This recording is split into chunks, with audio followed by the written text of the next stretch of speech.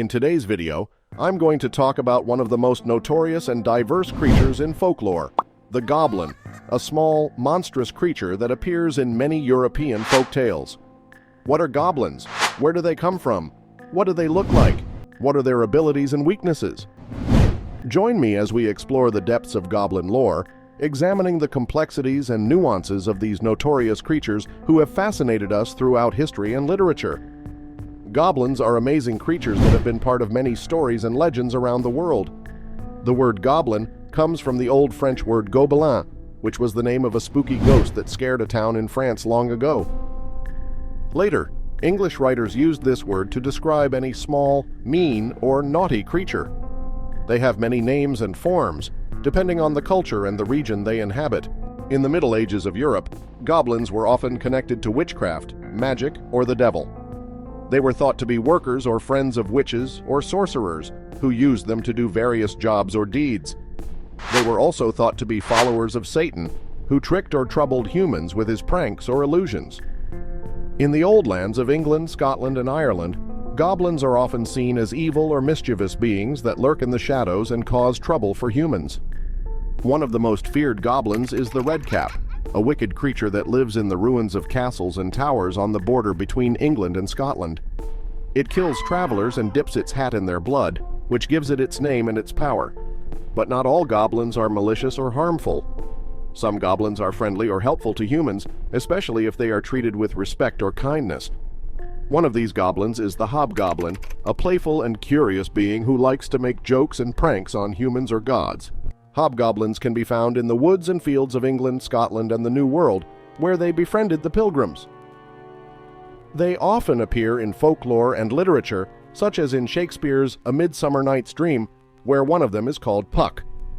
This type of goblin is skilled in metalworking and mining, which makes them valuable allies or enemies. Goblins are not only found in the British Isles, but also in other parts of Europe and beyond.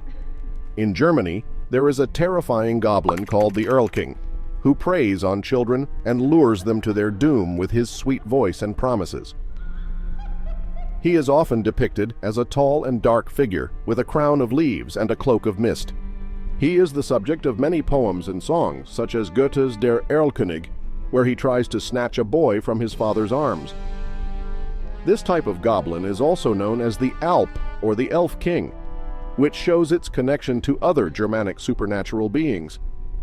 In northern Spain and northern Portugal, there is a peculiar goblin called the Trasgu, who has a twisted horn on his forehead and a hole in his left hand. He is a descendant of the ancient Celtic and Roman spirits that once roamed these lands. He is a trickster and a thief who likes to steal food and objects from humans and hide them in secret places. He can also cause noises and disturbances in the houses he visits. However, he can also be loyal and helpful to those who treat him well or give him gifts. This type of goblin can shapeshift into animals or humans, which makes him hard to catch or recognize. Some of the most famous examples of goblins in medieval literature are Rumpelstiltskin, or Tom Tit Tot, was a tiny creature that appeared in various tales from Germany and England. He was known for his skill at turning straw into gold and his demand for the firstborn child of anyone who made a deal with him. He was also known for his weakness, his name. If anyone said his name correctly, he would lose his power and disappear. The name Rumpelstiltskin is derived from the German words Rumpeln and Stels, which suggest a noisy or clumsy creature. Grendel or Grindel was a huge creature that appeared in the epic poem Beowulf. He was known for his strength and fierceness and his attacks on the hall of King Hrothgar. He was also known for his vulnerability, his arm. He lost his arm in a fight with Beowulf, who later killed him and his mother. They were often viewed as evil or troublesome beings that could harm or bother humans or other creatures. Goblins can have different traits depending on where they come from and how they live. They are very diverse and complex creatures that reflect the cultures and stories that created them. However, goblins are not all the same, and they cannot be easily categorized or generalized by their names or types. They are small, usually between 3 and 4 feet tall, and have thin or wiry bodies because they are agile and fast, which helps them escape from danger or pursue their prey. You could also say that goblins have different skin colors because they can camouflage themselves in different environments or seasons. They are omnivorous, meaning they can eat both plants and animals, but this is not true for all kinds of goblins. Some goblins are carnivorous, meaning they only eat meat, such as the redcaps from Anglo-Scottish border folklore who dye their hats in human blood. They are nocturnal, meaning they are more active at night than during the day. They like dark places, such as caves, mines, forests, or underground realms. This is a common trait of goblins in many folklore and literature sources that depict them as creatures of darkness and shadows. For example, in the fairy tale, The Goblin and the Grocer, by Hans Christian Andersen, a goblin lives in the attic of a grocer's shop and only comes out at night to eat porridge and listen to stories. They are intelligent, meaning they have the ability to think, learn, talk, and make. They have their own languages and dialects, which can change from place to place. They also have their own skills and crafts, such as mining, forging, stealing, and tinkering with various things. They are also known for their curiosity and creativity, which can make them clever or original. Some goblins are more magical and mysterious than others. They are more likely to use or learn magic or spells for various reasons. They are also more likely to meet or join with other magical beings or creatures. They are also known for their power and wonder, which can make them impressive or amazing. Another common trait of goblins is in many folklore and literature sources that depict them as minions or allies of evil powers.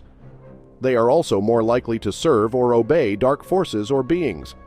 In modern times, goblins have become more common and varied in fantasy literature and media. They have been shown as both enemies and allies, as well as funny or minor characters. Some of the most famous examples of goblins in modern literature are Bjorn, or Björn, was a friendly and helpful creature that appeared in J.R.R. Tolkien's novel The Hobbit. He was one of the few skin changers who could transform into a bear.